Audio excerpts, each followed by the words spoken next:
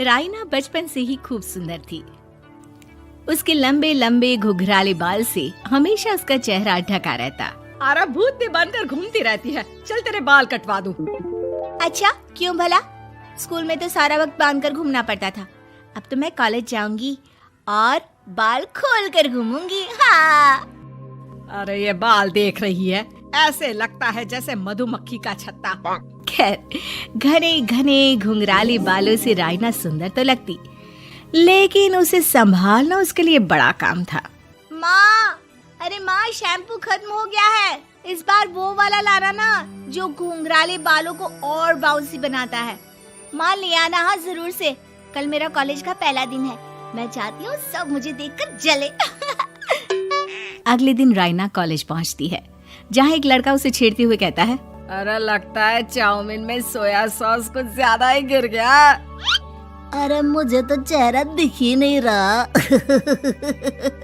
लड़कियां भी राइना का मजाक उड़ाती है।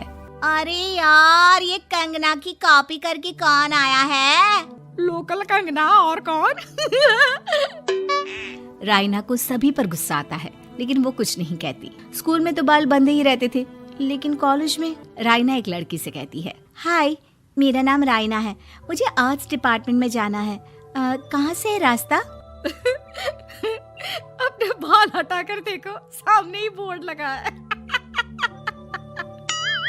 राइना को कॉलेज में भी दोस्त बनाने में दिक्कत आ रही थी। वो रोते रोते घर आ जाती है। माँ, मैं क्या करूं?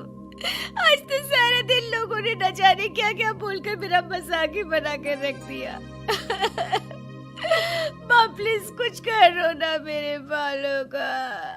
मैंने तो पहले ही कहा था कटा दे, पर तू। अरे कटाने से क्या होगा, उल्टा जो थोड़े बांध कर ये इन्हें समेट सकती है ना, वो भी नहीं कर पाएगी। तो क्या मेरी कोई दोस्त नहीं बनेगी कॉलेज में, या मैं हमेशा लोगों के मजाक का ही शिकार होती रहूंगी? राइना जोर जोर से रोने लगती है। तभी उसका छोटा भाई आ जाता है और राइना के बालों के बीच एक पेंसिल छुपा देता है। तभी उसका दोस्त भी पीछे से आ जाता है। अरे ढूंढो ढूंढो, कहाँ है पेंसिल? मैं नहीं बताऊंगा। दोस्त काफी कोशिश करता है, लेकिन उसे पेंसिल नहीं मिलती। वो वहाँ से चला जाता है। थैंक्स दी, आज आपके बालों ने तो मुझे बचा ही लिया। अच्छा, बहुत दिनों के बाद बालों को लेकर कुछ अच्छा सुनने को मिला। मुझे भी पहले लगता था कि मेरे बाल सबसे सुंदर है, लेकिन अब पता चला। अरे क्या पता चला, क्या हो गया? देख, किसी भी चीज के ना दो पहलू होते हैं, या तो तुम बालों से ही लोगों का मन जीतो, या फिर रोती रहो। अब ऐसे घने बाल तो तुम्हें भगवान ने दिए हैं। राइना को पिता की बात समझ में आ जाती है। वो सोच लेती है कि जिन बालों के कारण वो कॉलेज में एक भी दोस्त नहीं बना पा रही है, उन्हीं बालों से वो दोस्तों की लाइन लगवा देगी। अगले दिन कॉलेज में डेस्क में राइना बालों को आगे कर लेती है और लोगों को लगता है कि राइना का चेहरा पीछे है, लेकिन राइना घने घुंघराले बालों को हटाकर हंसने लगती है। देखा मेरे बालों का कमाल, इससे मेरा चेहरा भी नहीं दिखता और मैं चलती क्लास में सो भी सकती हूँ। सभी राइना को देखकर हंसने लगते हैं। क्लास में परीक्षा चल रही होती है, तो राइना अपने बालों में चीटिंग के पेपर छुपा छुपा कर आसपास के बच्चों की मदद भी कर देती है, जिसके बाद से तो राइना क्लास की हीरोइन बन जाती है। वाह राइना, तेरे बाल तो बहुत कमाल के हैं।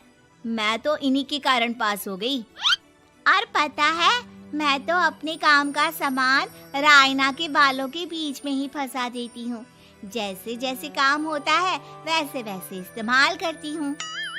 अब तो क्लास में हर कोई राइना के साथ बैठने की जिद करता। राइना में इसे लेकर घमंड आ जाता है। उसे लगता है कि वही क्लास की सबसे डिमांडिंग लड़की है। फिर एक दिन, मैं इस कॉलेज में नई नई आई हूँ, क्या आप मेरी दोस्त बनेंगी? मैं? ओह सॉरी, मैं इस क्लास की सबसे डिमांडिंग लड़की हूँ।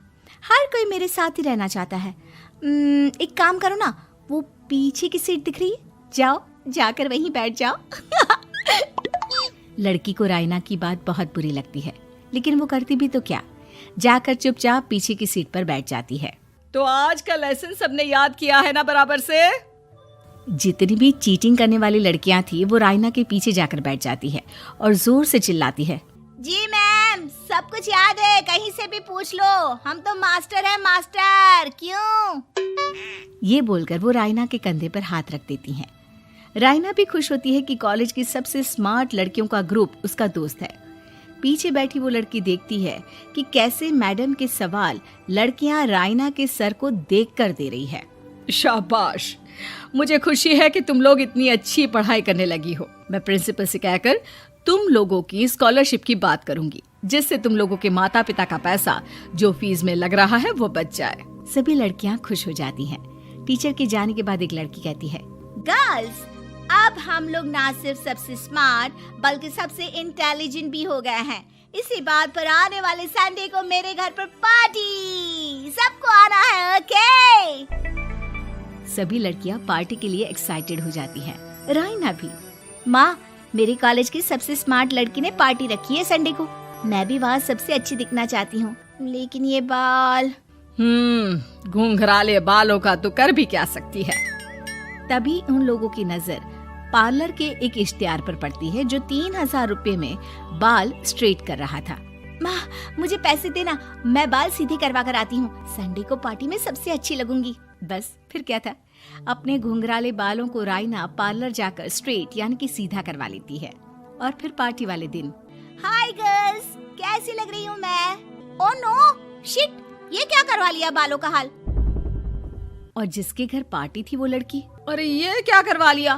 तुम्हें मालूम नहीं है, जिस बालों में चीटिंग रखकर हम लोग टीचर के अगर इम्प्रेशन जमाते थे, उन बालों को तुमने।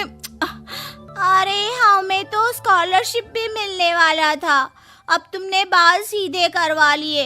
अब तुम हम लोगों के लिए किसी काम की नहीं हो। अरे लेकिन हम दोस्त तो है ना, क्या मैं अच्छी नहीं लग रही हूँ? हमें तेरे अच्छे और बुरे लगने की कोई जरूरत नहीं है।